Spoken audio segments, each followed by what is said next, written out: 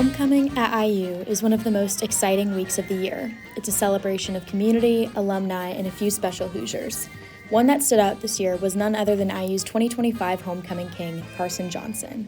Although Johnson was representing the Hudson and Holland Scholarship Program as a member of this year's court, his presence reaches beyond one group. I've done a lot of things and gotten a lot of experiences that would be conducive to like a model student who can be representative of IU, and I think that I am a good representative of the student body. From IUS TV to the gymnastics team, Johnson's resume is impressive, but notably concentrated around one area, the media school. Yeah, I think my experience in IUS TV has prepared me particularly for the public engagement aspect of being on homecoming court. You know, being on camera every week for 3 years I don't really get nervous presenting anymore or anything like that, and I feel like I walk and talk with a much higher level of confidence, and it's also given me this distinct ability to turn it on and off. You know what I mean? Like when I'm sitting in my bedroom and I'm doing homework, I'm not who I am when I'm sitting at the desk, and I'm not who I am when I'm shaking hands and kissing babies at the homecoming parade. You know what I mean? Johnson's audience awareness was certainly on display all homecoming week, but he was surprised to learn the audience members he had to be most conscious of, the IU Alumni Association, whose members help judge and select homecoming king and queen.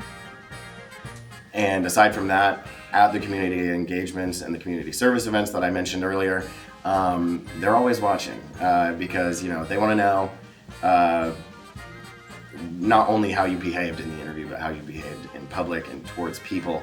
Johnson isn't the only homecoming royal who understood the need for professionalism and charisma. It was really good professional development experience too, because we have to do application, we have to do an interview, so we have to prep for that, as well as also showing up to all the events during the week and canvassing a little bit to try to get people to vote for you as well.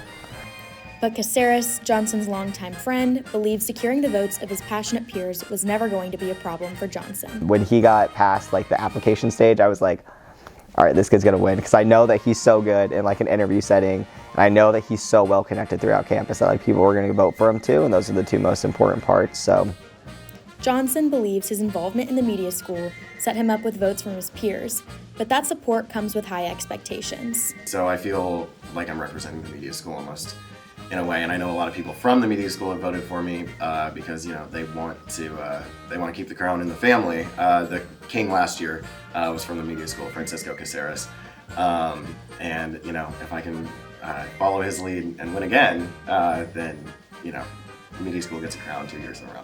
Homecoming King is just the cherry on top of all of Johnson's accomplishments, but he has one title he hopes to be remembered for above all else: a role model.